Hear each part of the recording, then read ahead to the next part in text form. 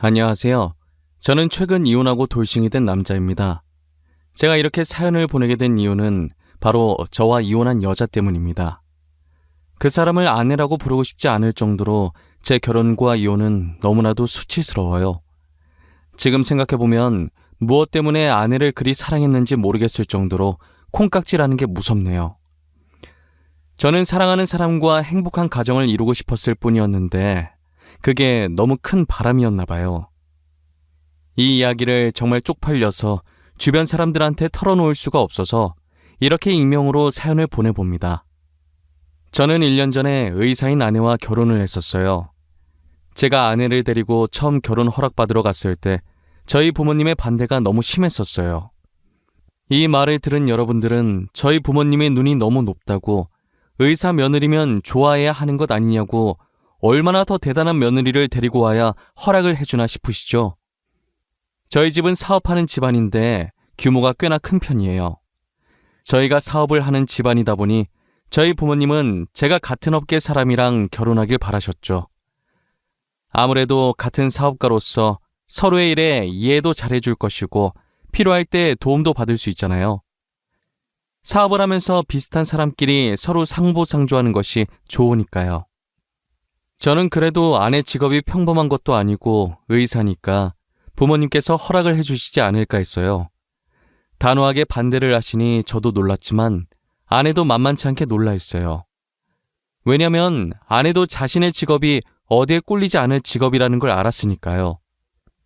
단칼에 안 된다고 하시니 아내 입장에선 당황스러울 수밖에 없죠.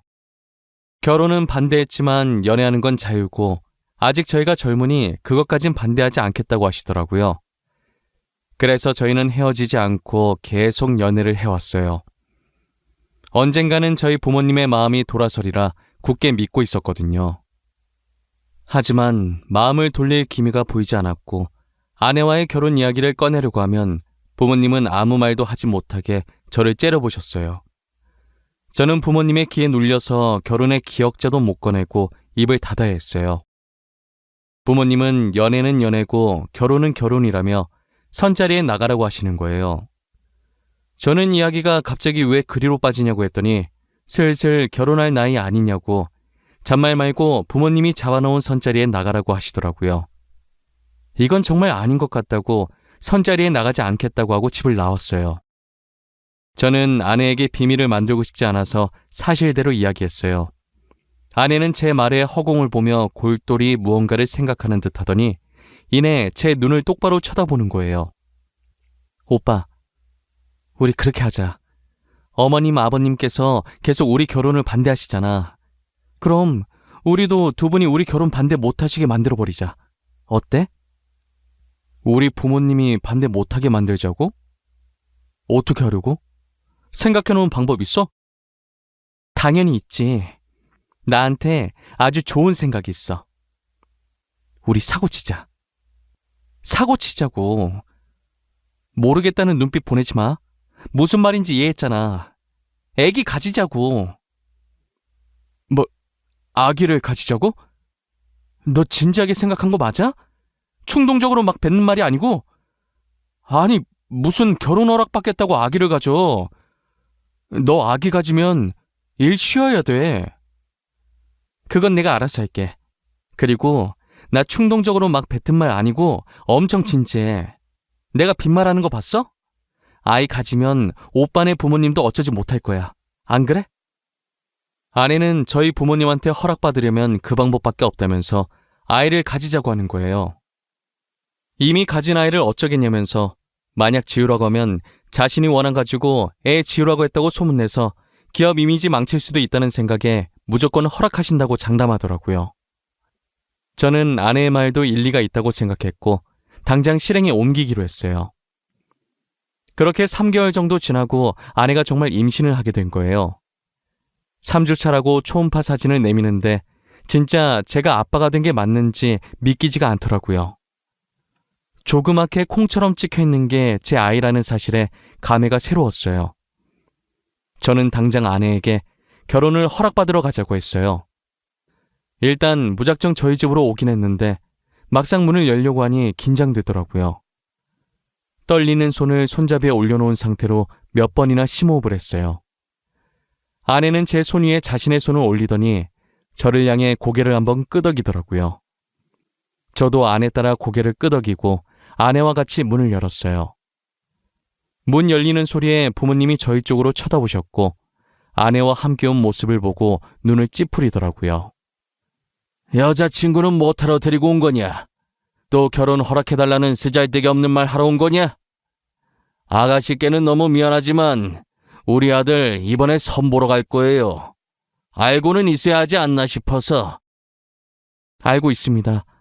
안 그래도 아까 오빠한테 이야기 다 들었어요. 그런데 어머님, 아버님, 저희 오빠 그 선자리 못 나가요. 곧 아빠 될 사람인데 선자리에 나가면 곤란하죠. 아빠가 된다니 그게 무슨... 설마 너... 아니다. 아가씨가 말해볼래요? 내가 생각하는 그게 맞나요? 임신이라도 했다는 말이에요? 네, 아버님. 저 오빠 아이 가졌어요. 3주 차래요. 못 믿으실까봐 여기 초음파 사진도 가지고 왔어요. 진짜인지 가짜인지는 거기에 찍힌 산부인과에 연락해보시면 바로 알 수 있으실 거예요. 아내는 당당하게 초음파 사진을 내밀었고 아버지는 당황한 표정으로 사진을 받아드셨어요. 그리고 임신이라는 말에 놀라서 주방에 계시던 어머니가 국자를 든 채로 거실까지 나오셨더라고요. 아버지는 아내의 말 따라 휴대전화를 들어서 산부인과에 전화를 해서 확인했어요. 산부인과 측에서 맞다고 했는지 전화를 끊고 아무 말 없이 사진만 빤히 보시더라고요. 저 아내는 괜히 긴장돼서 옴짝달싹도 못한 채 마른 침만 삼켰어요. 1분간의 숨막히는 정적이 이어지더니 이내 아버지는 활짝 웃으시더라고요. 아버지가 웃는 동시에 어머니도 웃으시는데 이게 무슨 상황인가 싶어 저와 아내는 아무런 제스처도 취하지 못하고 눈만 꿈뻑꿈뻑거리고 있었어요. 이야, 이게 정말 내 손주란 말이야? 이렇게 조그만 것이 아들인지 딸인지는 아직 모르는 거지. 언제쯤 알 수 있다니? 개인적으로 딸이었으면 아는구나. 나는 외동아들밖에 없어서 딸이 너무 궁금해. 아마 3주 정도 더 지나야 성별할 수 있을 거예요. 누굴 닮았으려나? 인물은 솔직히 며느라이가 더 나은데 말이에요. 솔직히 우리 아들은 너무 평범하잖아. 그 반응들은 뭐예요? 좋아하는 것 같긴 한데 그래서 저 선 나가요? 애 아빠 될 사람이 선자리를 왜 나가? 출산 힘든 건데 네가 며느리 옆에서 보필해야지. 네 엄마도 너 낳을 때 엄청 고생했어. 네가 애 낳을 때까지 잘해줘. 집안일도 하고. 그래, 맞아. 임신했을 때 잘못하잖아? 그거 진짜 평생 기억 남는다. 난 아직도 네 아빠가 사과 안 사온 게 그렇게 화가 난다니까. 사과만 보면 그 생각나서 으깨버리고 싶어. 저희 예상과 달리 아내가 임신을 했다고 하자 부모님께서 엄청 좋아하셨어요. 불과 몇 분 전까지만 해도 결혼 안 된다고 반대했던 분들이 많나 싶을 정도였어요. 배가 불러오기 전에 결혼 서둘러야겠다면서 아내 부모님한테 인사드리고 빠른 시일 내에 상견례 날짜를 잡아오라고 했어요. 그러자 아내는 잠시 머뭇거리다가 부모님이 안 계시고 할머니 밑에서 자랐는데 할머니도 자신이 성인이 되자마자 돌아가셨다고 하더라고요. 갑자기 분위기가 숙연해졌고 아내는 이런 반응 바라고 말한 거 아니고 괜찮다고 하면서 분위기를 바꿔보려고 했어요. 저희 부모님은 제게 더 잘하라고 그런 상황 속에서 의사 된 것이 너무 대견하다고 했죠. 저도 처음 들은 아내의 가정사라 놀랐고 결혼해서 행복한 가족을 만들어줘야겠다고 생각했어요. 아내는 미리 말하지 못해서 미안하다며 닭똥 같은 눈물을 흘리더라고요. 오빠 미안해. 오빠한테는 그래도 미리 말했어야 하는데 놀랐지. 오늘은 꼭 말해야지. 내일은 꼭 말해야지 하면서 참을 말 못했었는데 이제서야 말하네. 너가 뭐가 미안해. 내가 미안하지. 너가 그런 아픔이 있는 줄도 모르고 마냥 해맑고 순수한 아이라고 생각했는데 우리 결혼하면 정말 행복하게 살자. 고마워. 끝까지 나 포기하지 않아줘서 너무 고마워. 내가 정말 잘할게. 우리 힘들게 결혼하는 만큼 꼭 행복하게 살자. 그렇게 저희는 상견례를 생략하고 속전속결로 결혼을 진행했어요. 저희 부모님은 손주 안겨줘서 고맙다며 최고 대우를 해줬어요.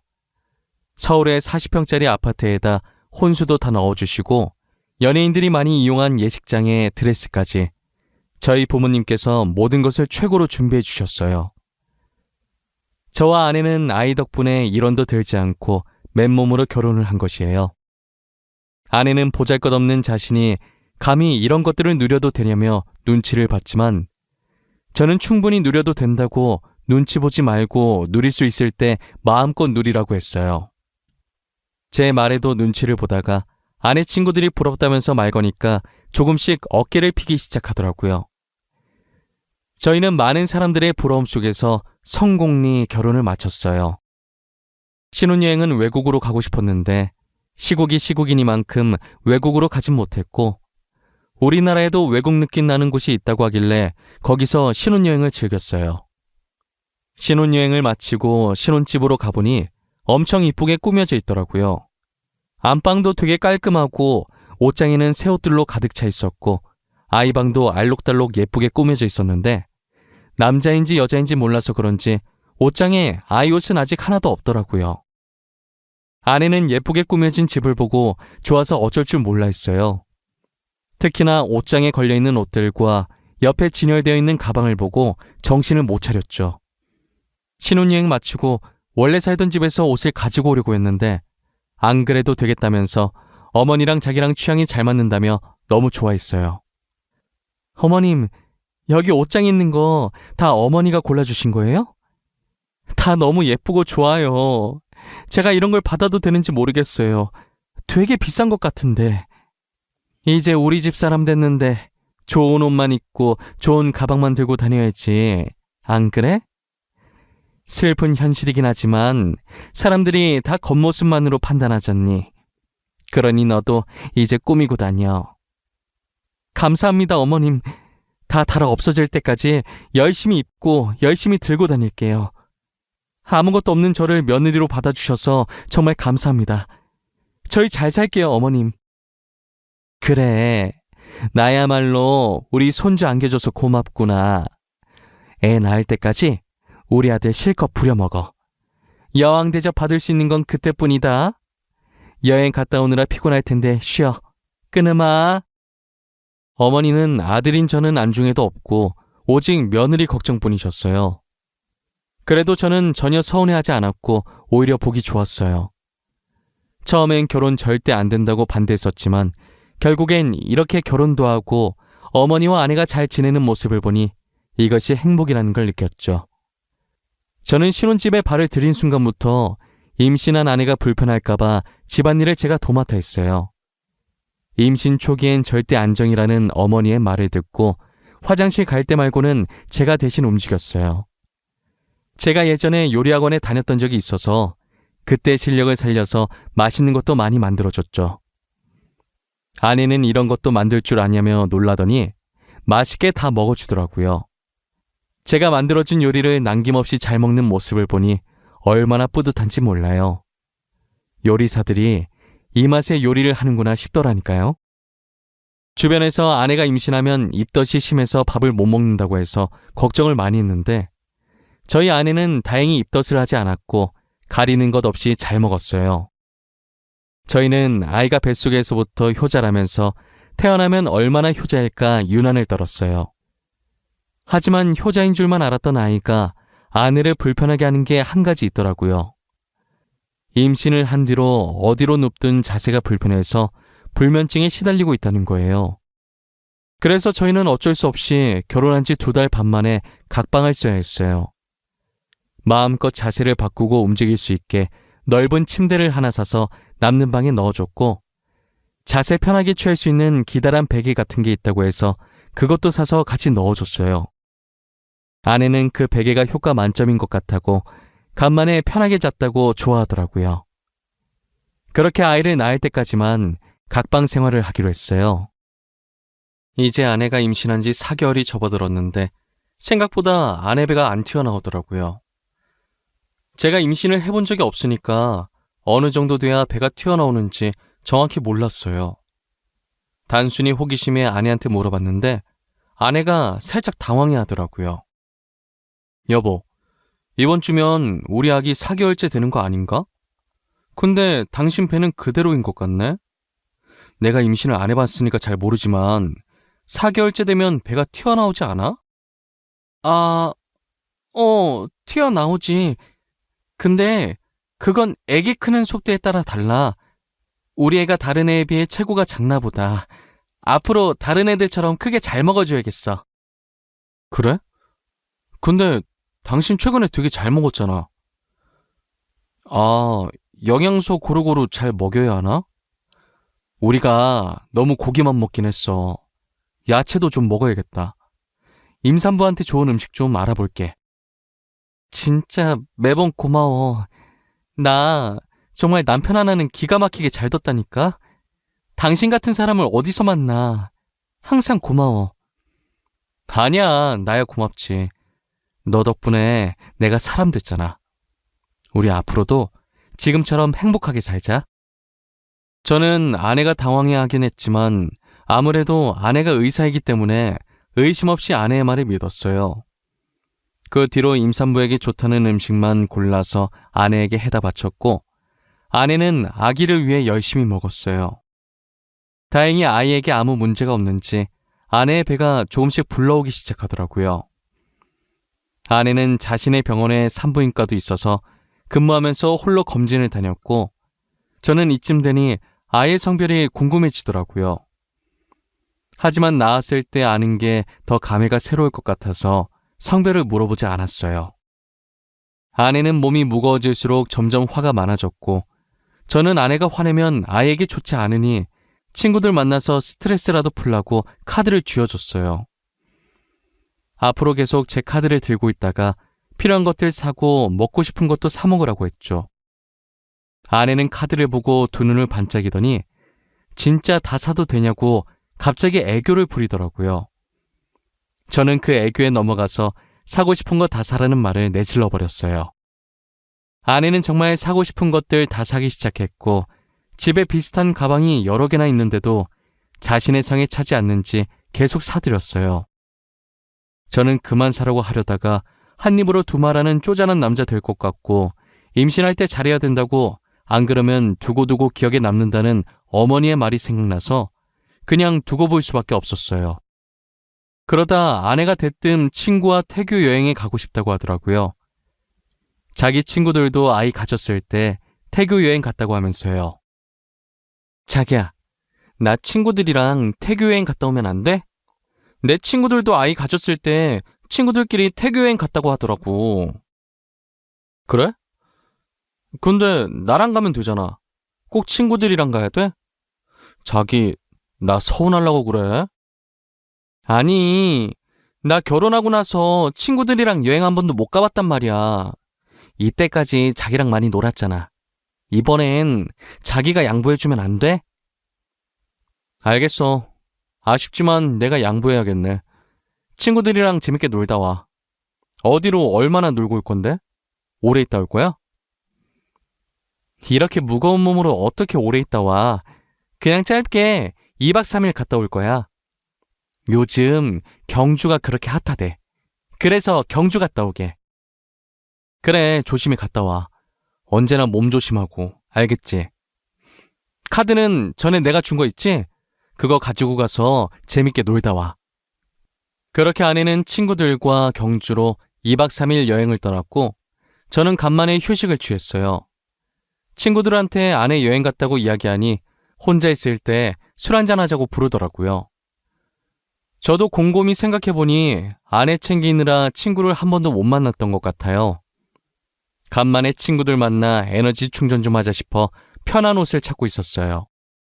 근데 제가 입으려고 했던 후드티가 안방 옷장에 안 보이는 거예요. 며칠 전에 아내가 제 후드티를 입었던 게 생각나서 혹시나 거기에 있나 보려고 아내 방에 들어가서 옷장을 확인했어요. 옷장을 하나씩 확인하는데 걸려있는 옷 사이에 이상한 게 하나 있더라고요. 손으로 잡으니 묵직한 게 한 손으로 빼내기가 쉽지 않더라고요. 끙끙거리면서 빼보니 이상한 물건의 정체는 TV 속에서 많이 보던 임산부 체험복이었어요. 저는 도대체 이게 왜 아내 방에 있지 하면서 별 생각 없이 옆에 세워두고 후드티를 마저 찾다가 갑자기 쎄한 느낌이 들었는데 설마 하고 넘겼어요. 그 당시엔 제가 드라마를 너무 많이 봐서 쓸데없는 생각하고 있는 거라고 믿었어요. 저는 그게 왜 있는지 너무 궁금해서 아내가 돌아오는 날엔 평일이라 제가 퇴근하고 저보다 먼저 집에 와서 짐을 풀고 있는 아내에게 물어봤어요. 아내는 아무렇지 않게 자기 환자가 주문한 거라고 하더라고요. 내가 당신 여행 가 있는 동안에 후드티 찾는다고 잠시 당신 옷장 봤었거든. 근데 TV에서나 보던 임산부 체험복이 있더라고. 그거 뭐야? 왜 당신 방에 그게 있어? 아, 그거? 안 그래도 그거 내일 병원에 가지고 가야 돼. 환자가 주문한 거거든. 아내 임신 준비하는데 그 전에 자기가 아내 고통 먼저 느껴보고 싶다나? 그래서 내가 주문해줬어. 그런 거였어? 특이한 환자분이네. 하긴 먼저 고통 느껴보는 것도 좋긴 하겠다. 얼마나 힘든지 알아야 아내한테 더 잘할 거 아니야. 좋은 남편이시네. 아참, 당신한테도 저거 주문해서 입혀볼 걸 그랬나? 그럼 내가 지금 얼마나 힘든지 알 텐데. 난 괜찮아. 나는 입어보지 않아도 충분히 알았어. 그때 들어보니까 되게 무겁더라고. 나는 정말 괜찮은 것 같아. 당신 아직 저녁 안 먹었지? 내가 저녁 차려줄게. 아내는 호기심 가득한 표정으로 제게 임산부 체험복을 따로 주문해서 입어보길 권했고 저는 정말 입으라고 할까봐 말을 돌려버렸어요. 아내는 밥 먹으면서도 괜히 임산부 체험복 얘기를 하면서 난처해하는 제 표정을 보고 즐기더라고요. 저는 모양 빠지게 안 입겠다고 한 게 뒤늦게 민망해서 멋쩍은 듯 머리를 긁었어요. 그러다 한날은 제가 지방 출장이 잡혀 있었는데 갑자기 취소가 된 거예요. 당시 제가 피로감도 많이 쌓이고 몸이 좋지 않은 느낌이라 가기 싫었는데 잘 됐다 싶었어요. 저는 컨디션도 안 좋고 빨리 쉬고 싶은 마음에 아내에게 연락도 안 하고 곧장 집으로 갔어요. 운전도 못할 것 같아서 차를 회사에 두고 대중교통 이용해서 집에 갔죠. 집으로 들어가니 아내의 목소리가 현관까지 들리더라고요. 거실에 가니 안 보이고 소리 들리는 쪽으로 발걸음을 옮겼어요. 아내는 제가 들어오는 소리도 못 들었는지 방에서 열심히 누군가와 신나게 통화하고 있더라고요. 천천히 걸어서 문 앞에 다다랐을 때 문틈 사이로 들려오는 아내의 목소리를 듣고 멈춰섰어요.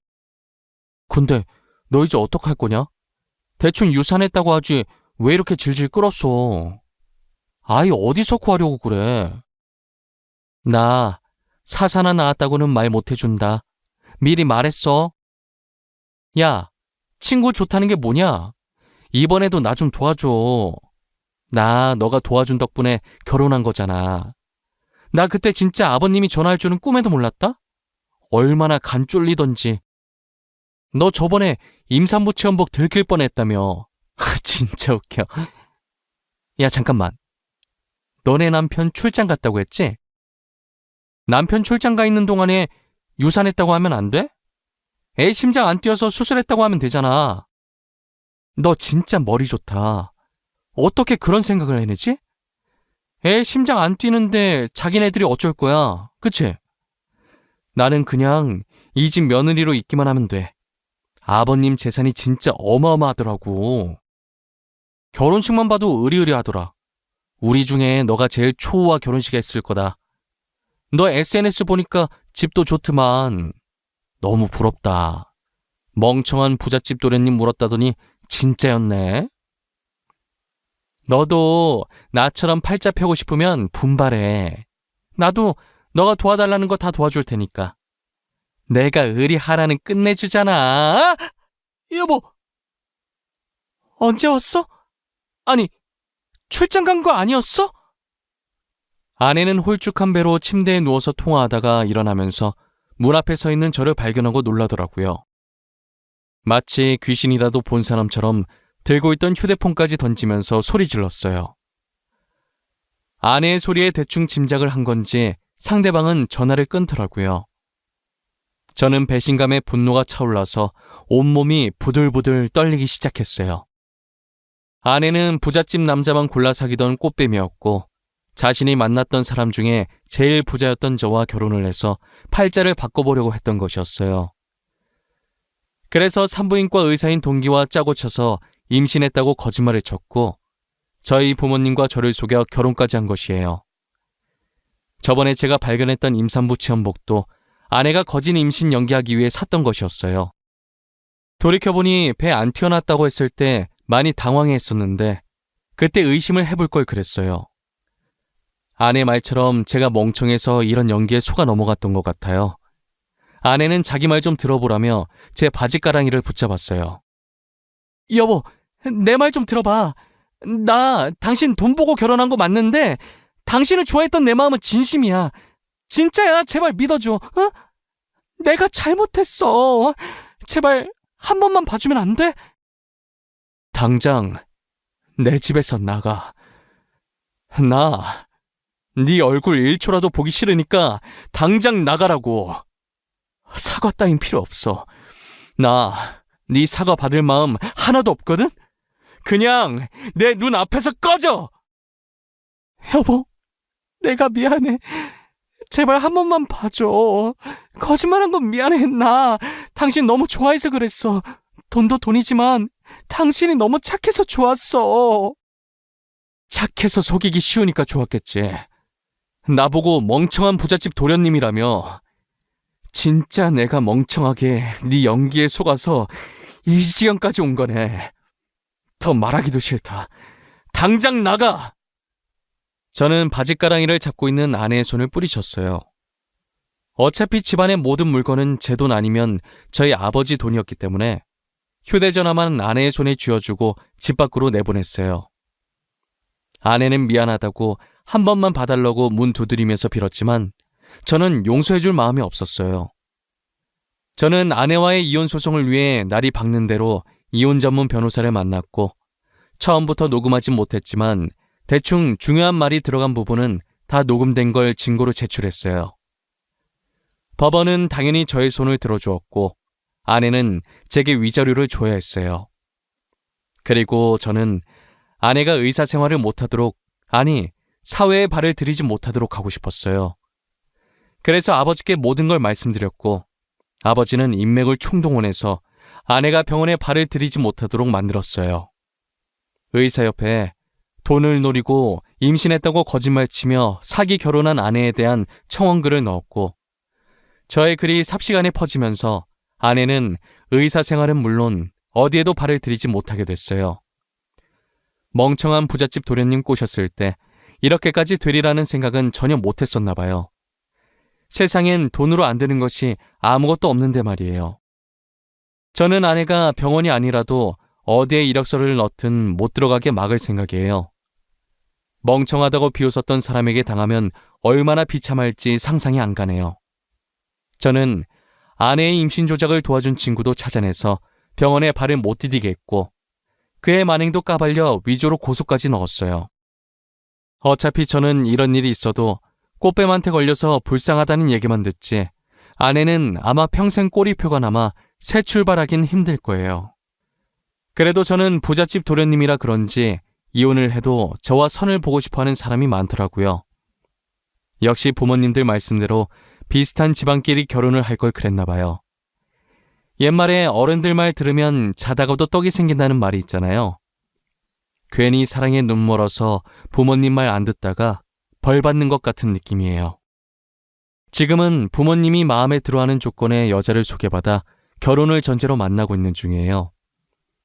다시 결혼하고 싶은 마음은 없었는데 저희 부모님이 간절히 원하시더라고요.